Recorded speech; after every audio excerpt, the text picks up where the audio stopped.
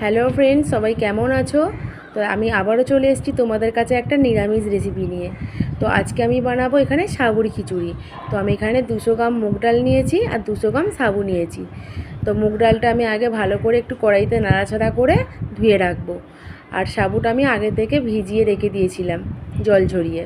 আর আমার বানানোর জন্য এখানে লাগবে একটু নারকেল কোড়া, একটু আদা গ্রেট করে নিয়েছি, একটু টমেটো কুচি আর একটু কাঁচা লঙ্কা। তো ডালটা দেখো ভালো করে আমি ধুয়ে রেখে দিয়েছিলাম। এবার আমি গরম জল করে ডালটা সেদ্ধ করতে দিয়ে দেবো। আর কড়াইতে আমি দিয়ে দিলাম একটু সর্ষের তেল, তার মধ্যে জিরে আর তেজপাতা ফোড়ন দিয়ে দিয়েছি। তারপর টমেটোটা দিয়ে দিলাম। টমেটোটা একটু নরম হয়ে যাওয়ার পর তারপর আদাটা দিয়ে দেব। এবার একটু মশলাটা ভালো করে নাড়াচাড়া করতে থাকবো। তারপর এখানে মশলা দিয়ে দেব। এখানে মশলা দিয়েছি আমি একটু জিরে গুঁড়ো, একটু হলুদ গুঁড়ো আর একটু হিং। তারপর এখানে দিয়ে দিলাম কাঁচা লঙ্কাগুলো। এবার এখানে একটু আমি জল দিয়ে দেব। জল দিয়ে মশলাটা ভালো করে কষাতে থাকবো। এবার একটু মশলাটা ভালো করে কষাতে থাকবো। তো দেখো মশলাটা ভালোই কষিয়ে নেবো, ভালো করে একটু কষিয়ে নেব। নিয়ে তারপর এখানে আমি নারকেল কোড়াটা অ্যাড করে দেব। নারকেল কোড়াটা অ্যাড করে দিলাম।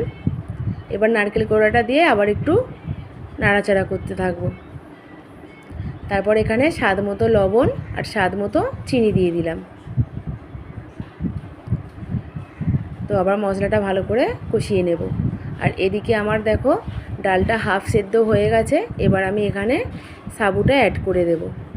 ডালটা হাফ সেদ্ধ হওয়ার পর সাবুটা অ্যাড করতে হবে, না হলে সাবুটা তো ভেজানো আছে, ওটা বেশিক্ষণ লাগবে না সেদ্ধ হতে। তো আমি সাবুটা দিয়ে দিলাম।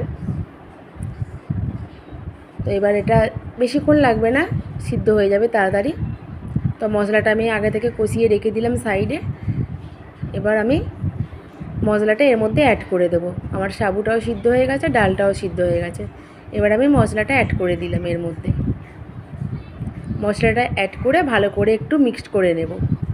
তো দেখো ভালো করে মিক্স করে নিলাম। এবার একটু ঢাকা দিয়ে রাখবো। তো আমার রেডি হয়ে গেছে সাবুর খিচুড়ি। তো নামানোর আগে আমি এখানে দিয়ে দিলাম একটু ঘি আর একটু গরম মশলা। গরম মশলা আর ঘিটা ভালো করে মিক্স করে নেব। আবার মিক্স করে একটু ঢাকা দিয়ে রাখবো 1 সেকেন্ডের জন্য কি 2 সেকেন্ডের জন্য একটু ঢাকা দিয়ে রাখবো, তাহলে গন্ধটা খুব সুন্দর লাগবে। তো দেখো আমার রেডি সাবুর খিচুড়ি। তোমরা চাইলে এরকমভাবে বানাতে পারো বন্ধুরা। কেমন হয়েছে আমাকে কমেন্টে জানাবে।